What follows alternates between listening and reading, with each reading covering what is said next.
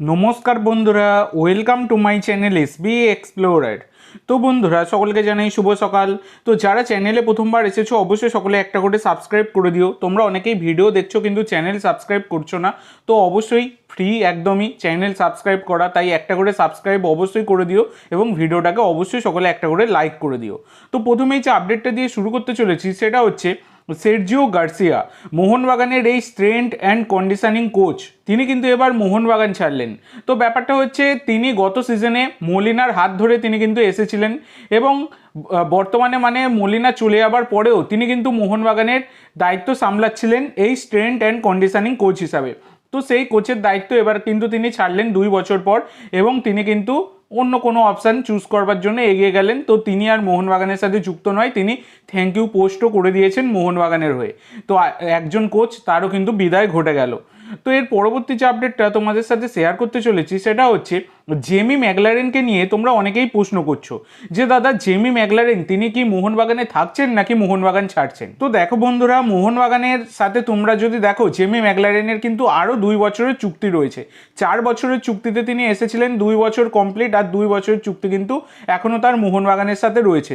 তো ব্যাপারটা হচ্ছে জেমি ম্যাকলারেনের গত সিজনে তো দুর্দান্ত পারফরমেন্স দিয়েছিলেন, এই সিজনে কিন্তু জেমি ম্যাকলারেন একদমই সেভাবে তার নামের প্রতি সুবিচার করতে পারেননি, সেটা কিন্তু আমরা সকলেই দেখেছি। অনেক ওপেন চান্স যেগুলো থেকে জেমি ম্যাকলারেনের অবশ্যই গোল করা উচিত ছিল সেগুলো জেমি উড়িয়ে দিয়েছেন।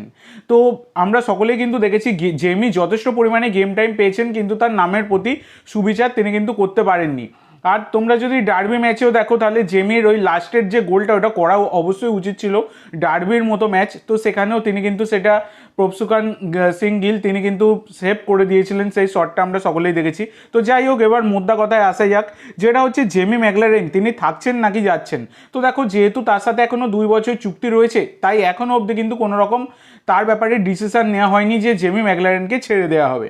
তো দেখো, জেমি ম্যাকলারেনের 2 বছর চুক্তি থাকলেও যদি আইএসএলের এই রকমই সমস্যা যেটা আগের সিজনে ভোগ করতে হলো আর কি, এই সিজনটা যে শেষ হলো সেখানে যেটা ভোগ করতে হলো সমস্ত প্লেয়ারকে, সেই রকম যদি কোনো সমস্যা আসে তাহলে কিন্তু জেমি ম্যাকলারেন তিনি মোহনবাগানে থাকবেন না। তিনি মিউচুয়াল কন্ট্রাক্ট টার্মিনেশনের মাধ্যমে মোহনবাগান ছেড়ে বিদেশের অন্য কোনো ক্লাবে তিনি কিন্তু যোগ দেবেন, কারণ জেমি ম্যাকলারেনের কাছে বেশ কিছু বিদেশি ক্লাবের কিন্তু অফার রয়েছে, এইরকমই খবর রয়েছে।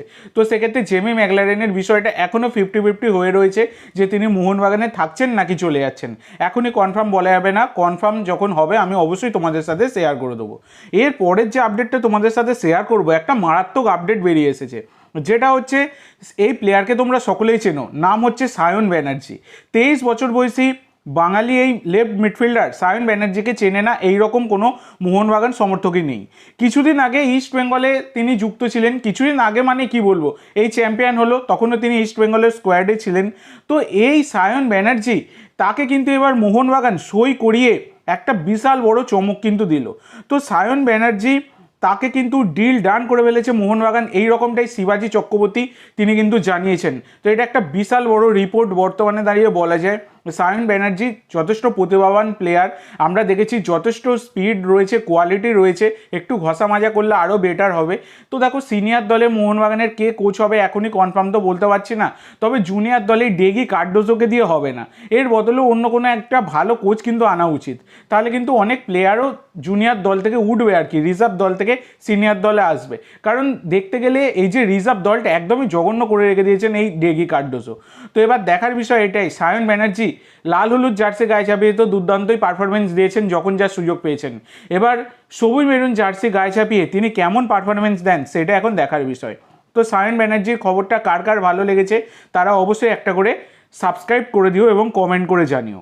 এরপরে লাস্ট যে আপডেটটা তোমাদের সাথে শেয়ার করব সেটা একটা ইস্ট বেঙ্গলের আপডেট। তো দেখো, ইস্ট বেঙ্গলে বর্তমানে দাঁড়িয়ে যে সমস্ত 6জন বিদেশি রয়েছে, এই 6জন বিদেশি কি আগামী সিজনেও থাকবে সেইটা নিয়ে কিছুটা আপডেট তোমাদের সাথে শেয়ার করব। তো দেখো, আইএসএলের বর্তমানে যা পরিস্থিতি রয়েছে তাতে মানে এখনই কনফার্ম বলা যাচ্ছে না যে ইস্টবেঙ্গলের বিদেশিরা দল ছাড়বে কি ছাড়বে না। তো আশা করা যায় ইস্টবেঙ্গলের বিদেশিরা তারা কিন্তু দলে থাকবে, তবে 2জন বিদেশি অ্যান্টন আর এইদিকে সাউল ক্রেসপো, এই 2জনকে কিন্তু অফলোড করা হতে পারে, এই রকম সম্ভাবনা রয়েছে। কারণ অ্যান্টন তিনি ইস্টবেঙ্গলের জার্সি গায়ে চাপালেও সেভাবে খুব ভালো পারফরমেন্স তার কিন্তু ছিল না, আর সাউল ক্রেসপো প্রচণ্ড পরিমাণে চোটপ্রবণ প্লেয়ার, কোয়ালিটি নিয়ে কোনো রকম সন্দেহই নেই। সাউল ক্রেসপো দুর্দান্ত প্লেয়ার, কিন্তু প্রচুর পরিমাণে চোটপ্রবণ প্লেয়ার। অনেক ভালো ভালো সময় যখন মানে দরকার ছিল সাউল ক্রেসপোকে, তখন কিন্তু তার সার্ভিস পায়নি ইস্টবেঙ্গল। তো সেক্ষেত্রে অন্য কোনো মিডফিল্ডারের দিকে ঝুঁকতে পারে ইস্টবেঙ্গল ম্যানেজমেন্ট, এইরকম কিন্তু একটা সম্ভাবনা প্রবল হয়ে দাঁড়াচ্ছে। তো অ্যান্টন আর সাউল ছাড়া 4জন যে বিদেশি রয়েছে তারা কিন্তু কন্টিনিউ করবে, এইরকমই সম্ভাবনা প্রবল। তো দেখা যাক এবার কী হয়। তো আজকের জন্য এইটুকু বন্ধুরা, ভিডিওটি ভালো লাগলে অবশ্যই লাইক করো, শেয়ার করো, আমার চ্যানেলে প্রথমবার এসে থাকলে চ্যানেলটি সাবস্ক্রাইব করো, আর কমেন্ট করে জানাও ভিডিওটি কেমন লাগলো। ধন্যবাদ।